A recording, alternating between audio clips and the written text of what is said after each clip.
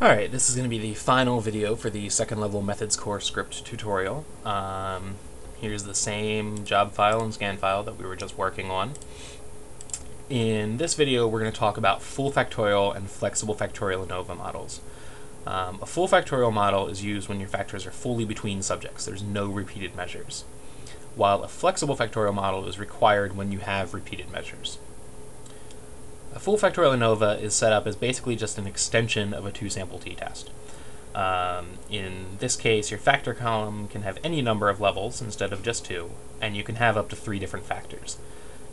SPM will not deal with empty cells in a full factorial model, so you do have to have subjects in each of your cells. So let's look at a full factorial ANOVA with 2 factors, diagnosis and genotype. So we're going to say this is going to be a type 5 for full factorial. We're going to call this diagnosis by genotype, and we'll look at this at scan 1 angry faces.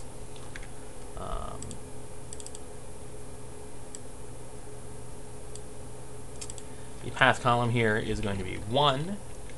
The image number for the contrast is going to be 2, because that's the image number for angry. Here we're going to say diagnosis. This is going to be pointing to column 5. And now we're going to add a second factor. We're going to have genotype. And genotype is going to be pointing to column 6. Each of these factors has 2 levels, and you can see that we have someone in at least one subject in each of our different factor levels.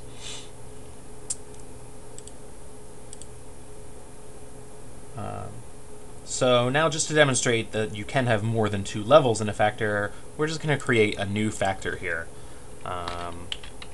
with just, we'll just call it patients and controls again, but this time we're going to have 3 levels. Just say we have controls and 2 different patient types. So we'll just say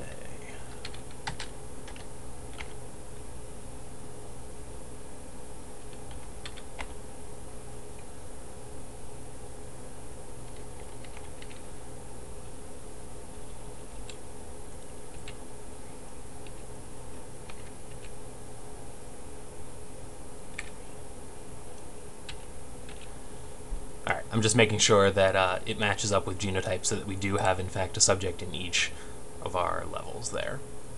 So now we'll make this factor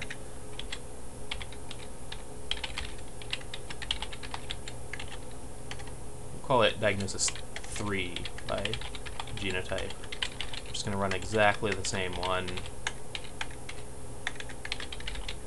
But now, instead of column 5, we're going to be pointing to column 10 for diagnosis. Genotype is still going to be pointing to column 6. Everything else stays the same, except, the diagnosis column is pointing out somewhere else.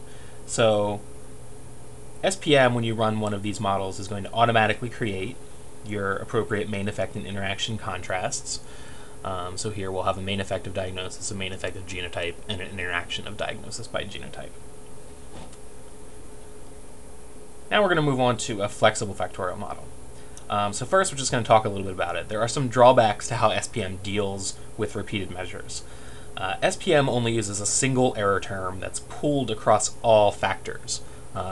This is distinct from what you might typically have in a repeated measures ANOVA, where you have a separate partitioned error term that's different for each of your main effect and interactions. That you might see in some other stats package like SPSS. Because of this, there are a few consequences. First, main effects of between group factors aren't valid in the flexible factorial model. Luckily, this is easy to get around by just creating average images for each subject that collapse across all repeated measures, and running a separate full factorial model just to look at the main effect of group. This is done for you automatically when you're using the methods core script, so you don't have to worry about doing that manually. The other consequence is that your repeated measure results and degrees of freedom are not going to match what you might expect if you're comparing to results from a package like SPSS or R or something similar. When you're dealing with small models with few numbers of factors and few levels, the differences are small. However, the more complicated the model, the bigger the differences are going to be. This is just something to keep in mind when you're testing models of this type. There are alternatives that you can use to SPM. There's a package called GLM Flex by Aaron Schultz and Donald McLaren. This can run repeated measures ANOVA models using partitioned error terms. And we at Methods Core are working with Rich Gonzalez to develop a solution using a multivariate ANOVA, which should be released in the near future and will likely just be an extension of the current second level script. So we may just add a new type for the contrast here. Alright, so let's look at a repeated measures ANOVA looking at diagnosis by time for angry faces. So this is going to be a type 6. We're going to call it diagnosis by time for angry faces.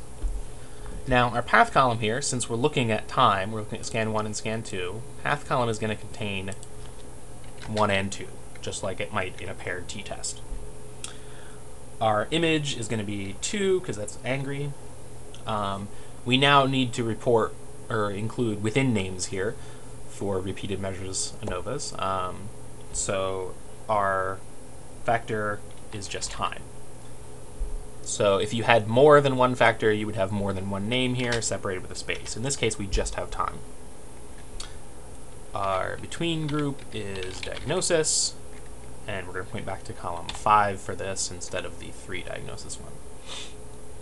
And that would run a flexible factorial ANOVA on diagnosis by time.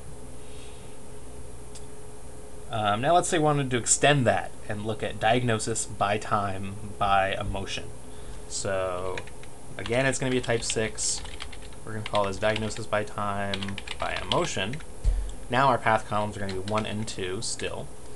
But now for image contrast number, we have 3 emotions. And so we're going to say 2, 3, and 4. This is going to include angry, fearful, and happy. And now for our within factors, we actually have time and we have emotion. So we put in time and emotion, just separated by a space. Again, say diagnosis, column 5. So when we run these, the script is going to automatically calculate all the appropriate main effect and interaction contrasts for the models, as well as calculating the main effect of diagnosis in a separate full factorial model, like I mentioned previously. That's pretty much it for ANOVAs.